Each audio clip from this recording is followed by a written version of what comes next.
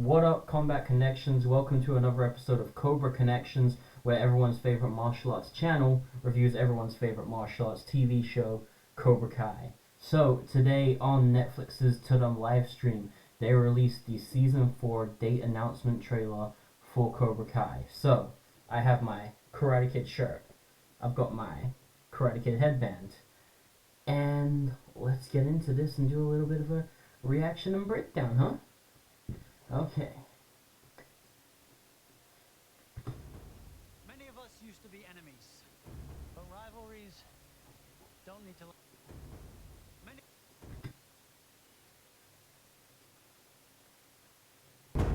Many of us used to be enemies, but rivalries don't need to last forever.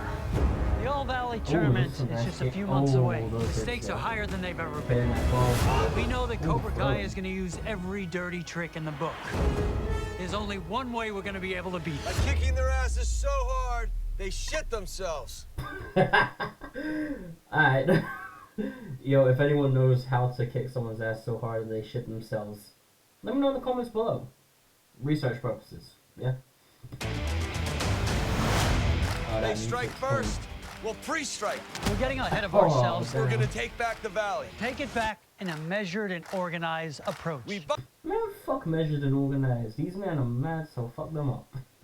Fight first.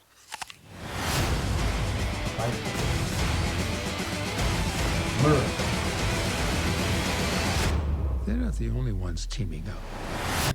Oh, now that's how you know. I did a video covering the announcement that Terry Silver was going to be coming back, and we're seeing him in this trailer.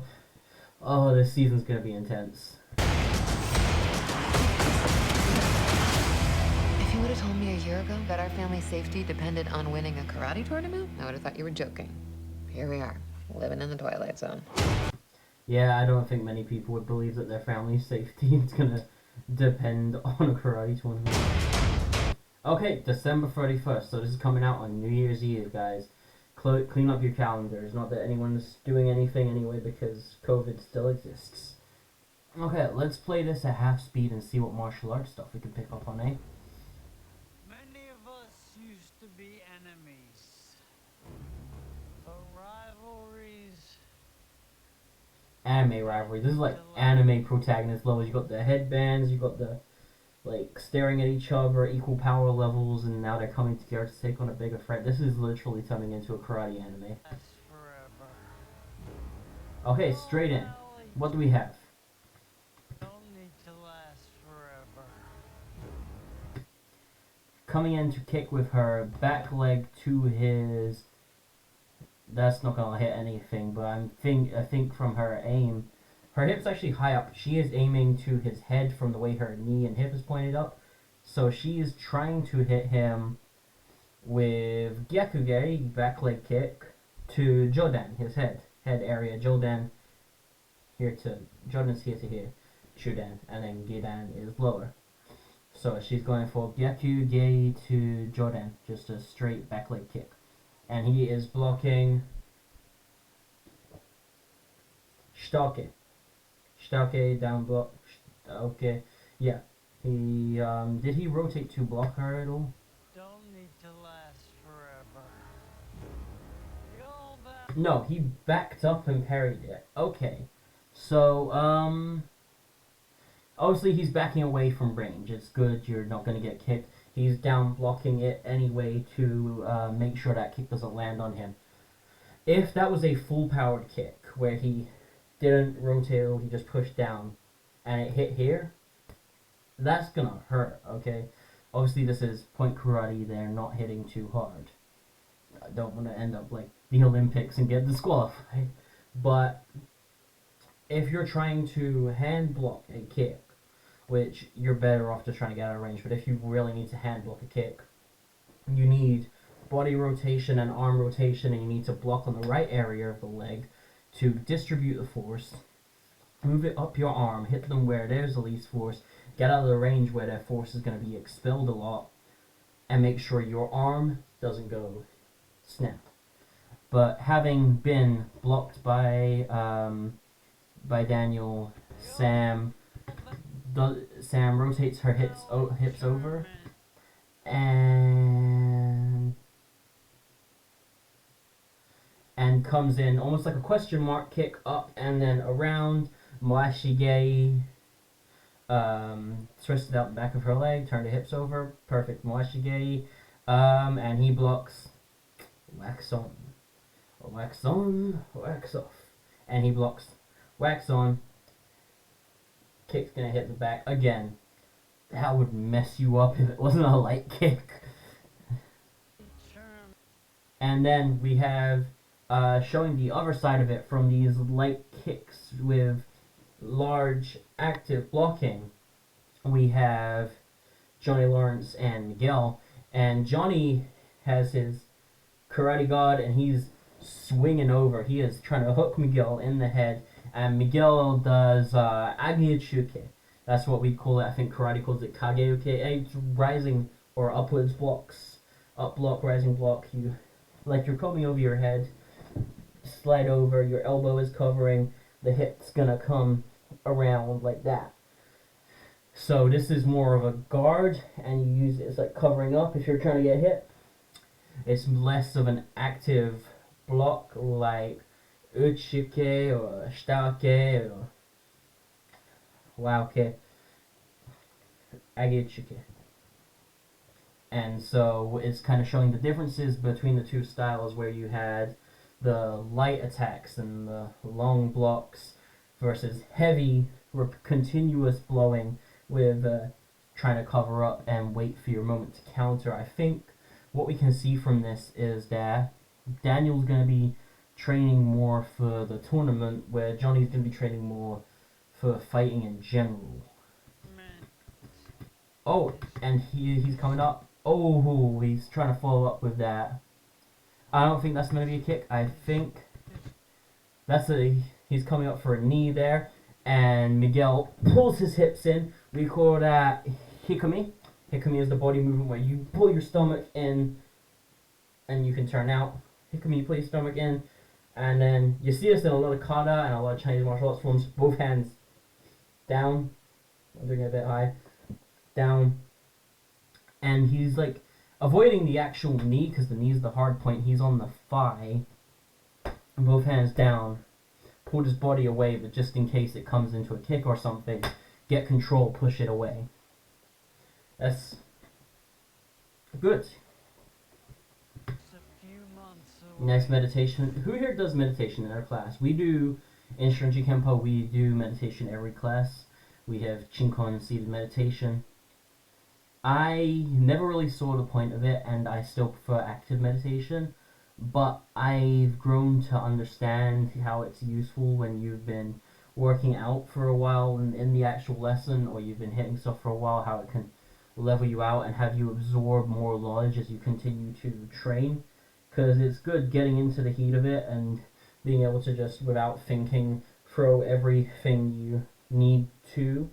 But if you take that time to relax and meditate, then you can go back to listening and understanding more technicality rather than just throwing it, as it were. You can learn to improve where you're going wrong and get all the body movement right and the timings and the angles so that it's crisp.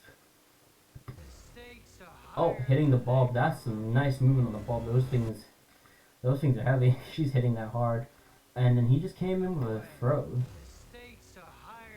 Just some good hooks, and then I think that was Seonage. In Karate Kid 3, Daniel used Seonage to defeat Mike Barnes. And, spoiler, well, we've seen the trailer. The villain from Karate Kid 3 is going to be coming back this season. So maybe that's a little bit of a reference, and he's way too hyped to throw that person.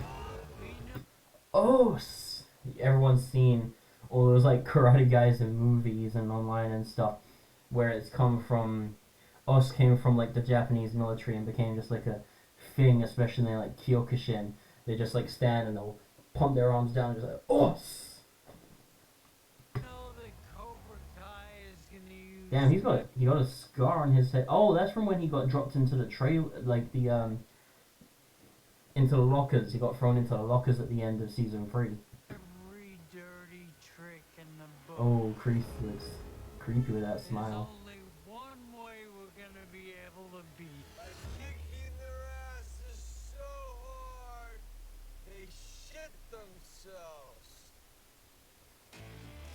kick their asses so hard they should be. So I love that. They strike first. Okay, let's have a look at this guard here. Top body covered, lower guard down. You can block kicks easier if your bottom hand is lower. Also, if you're having a fist and it's lower, all they see is your fist, so you can come to the body, you can come up to the head, you can come around, and it makes it harder for them to see where your fist is going. Obviously, downfall there, your face is kind of open, and if you're not covering up with this one, you've got it down here, you might be too slow to block, because it still can touch. Freeze strike. We're getting up. Hit him in the head with a bottle. I don't think that's meant to be part of sparring or training. I think he probably said something that Johnny found annoying, but, you know, use what you can if you have to. Ahead of ourselves. We're gonna take back the valley. Take it back in a measured and organized. Yeah, y'all can see how this is going to be going down. Fight first. Bite first, okay. Crane kick.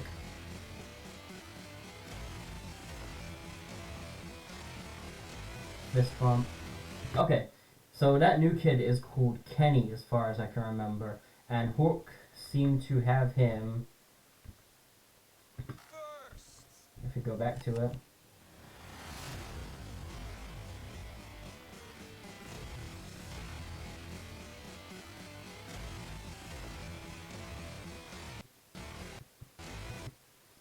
He's got like a claw grip or something. He's reaching around to grab him, and he's got like a grip like that. I don't know what he's trying to do there. And Kenny's wearing a Cobra Kai shirt, so maybe Hook's still being a dick, but to the other side now.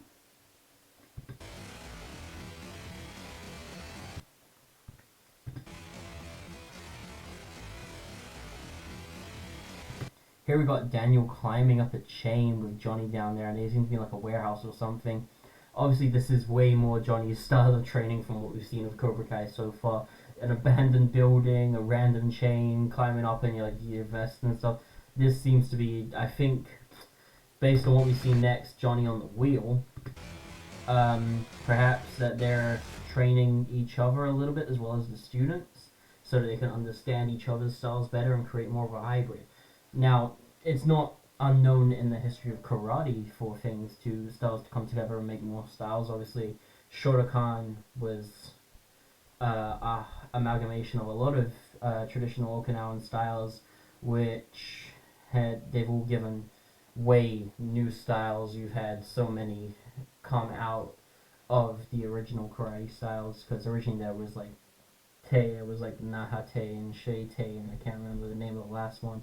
And then we got Goju and Shorin-ryu and, you know, like Wado-ryu and Shotokan and Kyokushin, American Kempo. It goes down, there's like a million types of Kempos. It's transcendent, so maybe they're going to bring the karate styles together and make... I'm hoping, a lot of people saying Miyagi Fang. I want Crane Fist. I feel like that would be a really cool karate name. Some gymnastics. Terry Silver. Terry Silver is like Emperor Palpatine for Cobra Kai. Like, this dude is ridiculously powerful and ridiculously scary, and he's really great with mind games and playing with people. So I can't wait to see how that goes this season.